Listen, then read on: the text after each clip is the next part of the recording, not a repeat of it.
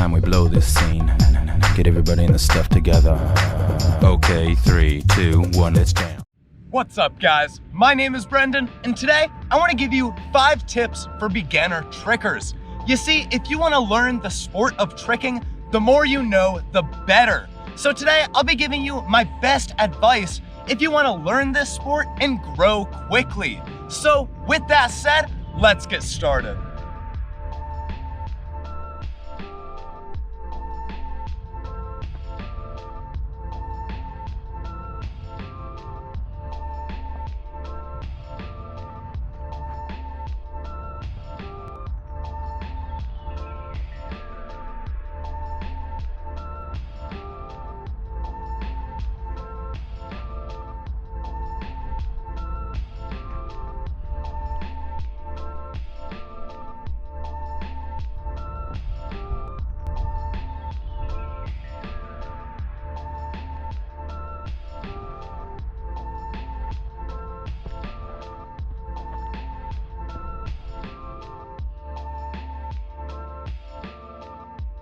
Tip number 1, become an educated tricker. What I mean by that is you should learn about the sport of tricking before you start tricking. Go online to Google or YouTube and just type in the word tricking and read or watch.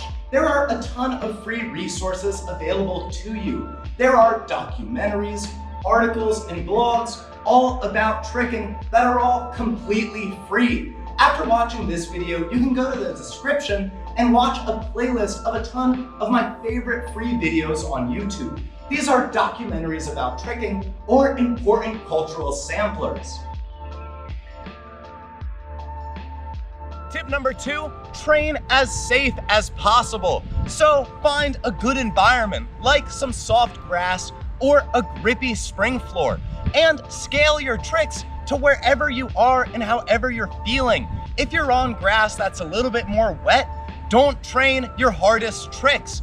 And if you're feeling sore and weak, it's probably not the best day to do triple cork. So if you can train safely, you will be able to progress far faster.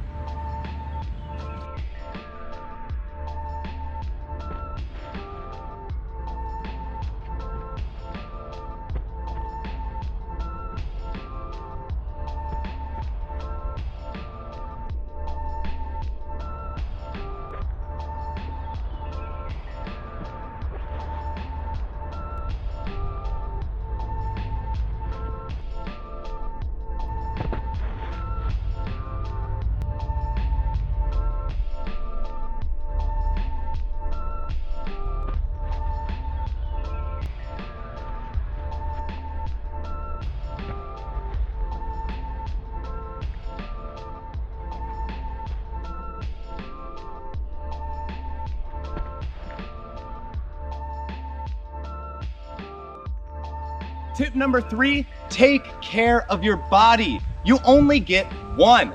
Tricking is very demanding, so you should be spending a little bit of time every day into making your body stronger or recovering it for the next session. If you can be conditioning and stretching a little bit every day as a beginner tricker, that will follow up the progression chain, and when you become an elite tricker, you will be jacked, strong, flexible, and able to move your body.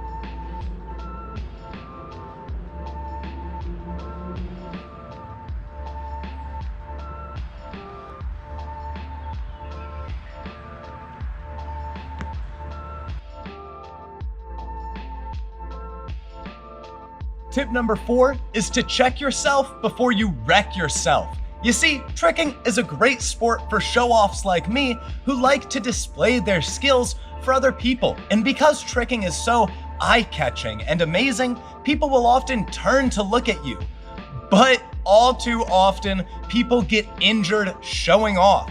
On social media and online, you can see athletes like me throwing really difficult tricks on cement and concrete.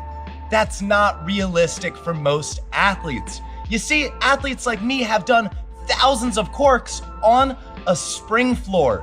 Then we did thousands of corks on grass. And only then, after doing thousands and thousands of repetitions, do we finally move it to the cement. So, whenever you're tricking, please check yourself before you wreck yourself.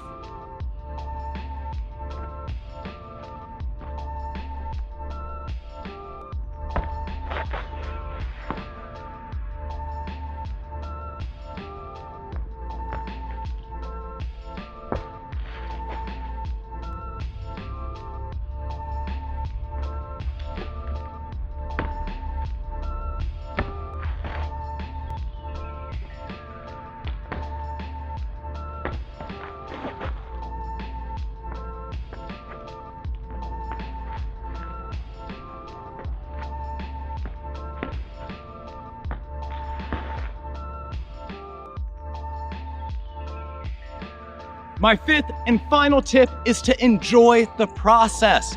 If you want to get good at tricking, it's not going to take days, weeks, or months. It's going to take years. So if you can find a way to enjoy tricking, enjoy practicing the fundamentals, find peace and meditation from conditioning and stretching, you will find tricking to be far easier and far more fun. Tricking should add to your life, and it should be an enjoyable thing. So if you're struggling to progress because you're just not having a good time, go back and find a way to make tricking fun for you so that way you can enjoy the process.